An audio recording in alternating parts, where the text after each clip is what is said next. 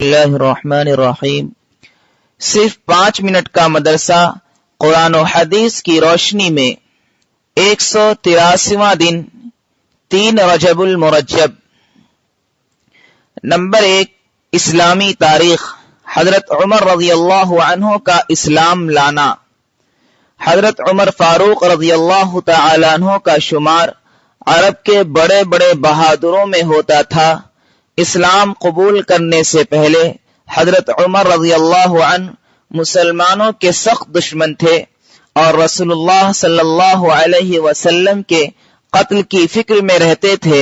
ایک دن اسی ناپاک ارادے سے تلوار لٹکائے ہوئے چلے جا رہے تھے کہ راستے میں حضرت نعیم بن عبداللہ رضی اللہ عنہ مل گئے۔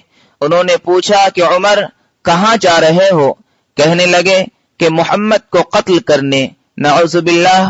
انہوں نے کہا کہ پہلے اپنے گھر کی تو خبر لے، تیری بہن اور بہنوئی دونوں مسلمان ہو چکے ہیں۔ یہ سننا تھا کہ حضرت عمر رضی اللہ عنہ غصہ سے بھر گئے اور سیدھے بہن کے گھر گئے اور دونوں کو خوب مارا، یہاں تک کہ بہن خون سے لہو لہان ہو گئی۔ اس مار پیٹ کے بعد جب عمر رضی اللہ عنہ کا غصہ ٹھنڈا ہوا تو انہوں نے کہا کہ مجھے وہ صحیفہ دکھاؤ جو تم لوگ پڑھ رہے تھے۔ بہن نے کہا تم ناپاک ہو، غسل کیے بغیر اس کو ہاتھ نہیں لگا سکتے۔ لہذا انہوں نے غسل کیا اور بہن سے قرآن لے کر پڑھنا شروع کیا۔ قرآن پڑھتے ہی ان کی حالت بدل گئی۔ فوراً حضور صلی اللہ علیہ وسلم کی خدمت میں حاضر ہوئے اور مسلمان ہو گئے۔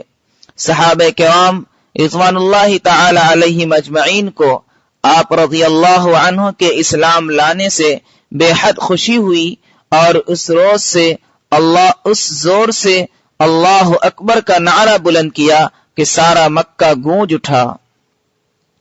نمبر 2، اللہ کی قدرت۔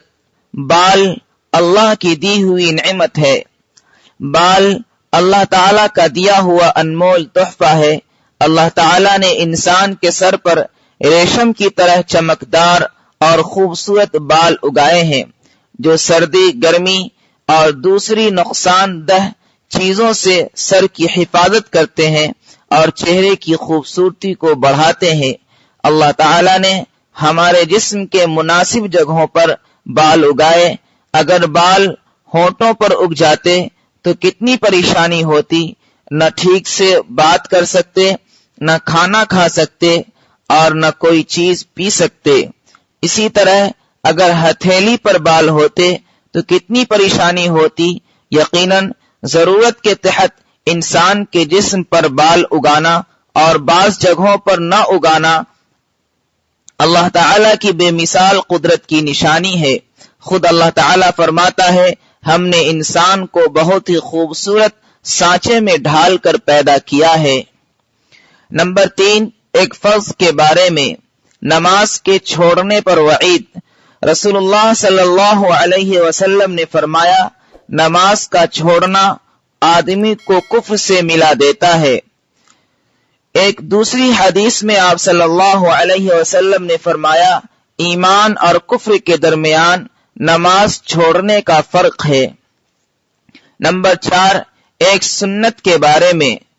3 سانس میں پانی پینا۔ حضرت انس رضی اللہ عنہ پانی پینے کے وقت 2 یا 3 سانس لیتے اور فرماتے کہ رسول اللہ صلی اللہ علیہ وسلم بھی 3 مرتبہ سانس لیتے تھے۔ نمبر 5، ایک اہم عمل کی فضیلت۔ بیمار کی عیادت کا ثواب۔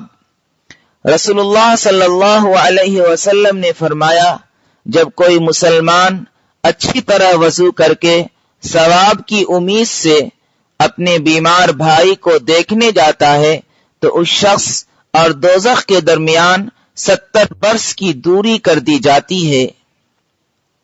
نمبر 6، ایک گناہ کے بارے میں۔ حج فرض ہونے کے باوجود نہ کرنا۔ رسول اللہ صلی اللہ علیہ وسلم نے فرمایا جس آدمی کے پاس سواری اور خرچہ اتنا ہو کہ وہ آرام سے بیت اللہ تک پہنچ سکتا ہو پھر بھی حج نہ کرے تو کوئی فرق نہیں ہے کہ وہ یہودی ہو کر یا پھر نصرانی ہو کر مرے۔ نمبر 7، دنیا کے بارے میں۔ دنیا آخرت کا ذریعہ ہے۔ رسول اللہ صلی اللہ علیہ وسلم نے فرمایا، دنیا بہت ہی اچھا گھر ہے اس شخص کے لیے جو اس کو آخرت کا ذریعہ بنائے اور اللہ تعالی کو اس کے ذریعے راضی کر لے، اور بہت ہی برا گھر ہے اس شخص کے لیے جس کو آخرت کے کاموں سے روک دے اور اللہ تعالی کو ناراض کر دے۔ نمبر 7، آخرت کے بارے میں دوزخی کی چیخ و پکار۔ قرآن میں اللہ تعالیٰ فرماتا ہے، جو لوگ بدبخت ہیں وہ دوزخ میں ہوں گے، اس میں ان کی چیخ و پکار ہوتی رہے گی۔ نمبر 9، طب نبوی سے علاج۔ 3 چیزوں میں شفا ہے۔ رسول اللہ صلی اللہ علیہ وسلم نے فرمایا، شفا 3 چیزوں میں ہے، شہد پینے میں، پچھنا لگانے میں، اور آگ سے داغنے میں۔ مگر رسول اللہ صلی اللہ علیہ وسلم نے فرمایا، میں اپنی امت کو داغنے سے منع کرتا ہوں، لہذا داغ کر علاج کرنے سے بچنا چاہیے۔ نمبر 10، قرآن کی نصیحت۔ قرآن میں اللہ تعالیٰ فرماتا ہے، اے لوگو، اس رب کی عبادت کرتے رہو جس نے تمہیں اور تم سے پہلے لوگوں کو پیدا کیا تاکہ تم پرہیزگار بن جاؤ۔